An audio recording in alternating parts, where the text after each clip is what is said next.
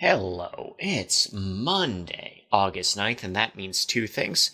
You've got 138 shopping days left till Christmas, and it's time for the Lighting Industry News Brief brought to you by Keystone Technologies and their XFit linear and round high base. So these have power select and color select right on the device. Flip a switch, get exactly what you need on the site, keeps your SKUs down, keeps your installs easy. That is what Keystone is all about. Link in the description if you please. And into the news, carriers are clamping down on rail traffic. There are new limits on containers moving over land. Just when you thought things weren't hard enough. Quantella has purchased SimCon. These guys are a software company. Those guys make smart lighting and connected cities. The US DOE has a new report on SSL aging. This is new data on simulated performance over time. New insights on how often you might have to switch your LEDs out. CARE has been recognized by the DOE. This is a special recognition program for fluorescent retrofits. On Get a Grip of Lighting, we have James 2 on tunable lighting and the HCL umbrella. GE Current, a Daintree company, has chosen a new marketer. This is Brand Muscle, a channel marketing leader, so we're told. Lumileds is the first to meet the premium version of DLC specs. Orion has released their Q1 report. Customer and service revenue are up. Hubble has updated their earnings estimates. Revenue guidance is now at $4.5 billion for the year. Seoul Semiconductor had 70% profits last year.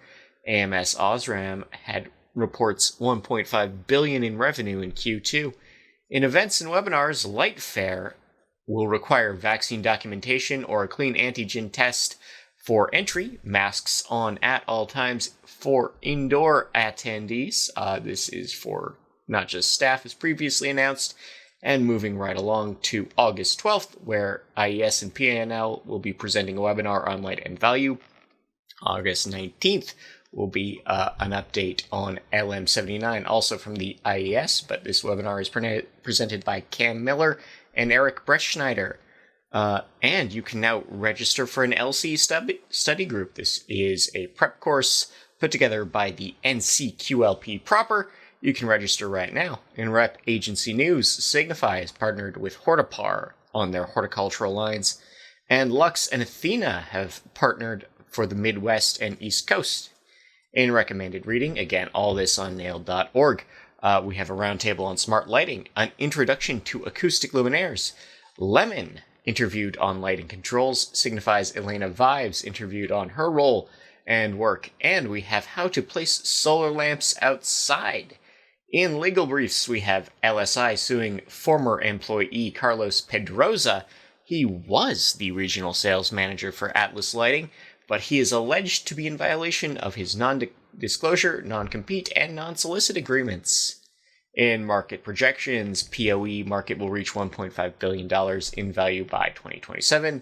LED obstruct lighting will grow by 7%. Control switches will reach $7 billion in value. And LED grow lights, that market's set to grow by 28%. In IoT, the US is falling behind on the Smart City Index, probably due to a lack of infrastructure spending recently. In DOE news, we have yet again a Spawn of Energies Plus software available. This is a new tool that is not a replacement for the original Energy Plus, just does more. In R&D, the NIST have built a photoreceptor that can use indoor light to generate power. It's based on LED spectra to do that conversion. In horticultural, we have pulsed red LED boosting bok choy. This is a study from TT Malaysia. Guelph has joined the Space Veggie Challenge. This is part of a new project at the School of Environmental Sciences there. Hydro Farm has bought Greenstar. They make all kinds of hydroponics equipment, and this merger should close soon. In dark sky news, Cure-Canty National Rec Area in Colorado has been designated a dark sky park.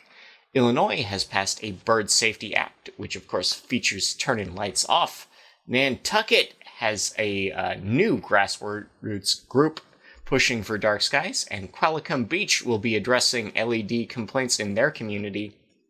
In other local news, Elko Lighting partners with GLA, Habitat for Humanity. That's great. 7 bridges in New York will not feature RGB LEDs of any kind. This is after a lengthy process that cost a lot of money already. The province and feds will fund upgrades in Eastern Ontario. This is lighting in municipally owned buildings.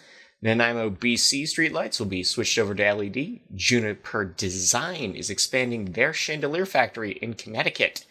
Albright College sets a new sustainability projects. A charter school in Santa Ana, California is adding germicidal lighting to their buses. And Clinton is retrofitting their streetlights. In weirdness, you can make your own LED lit Catan board or 3D print a black backlit sign.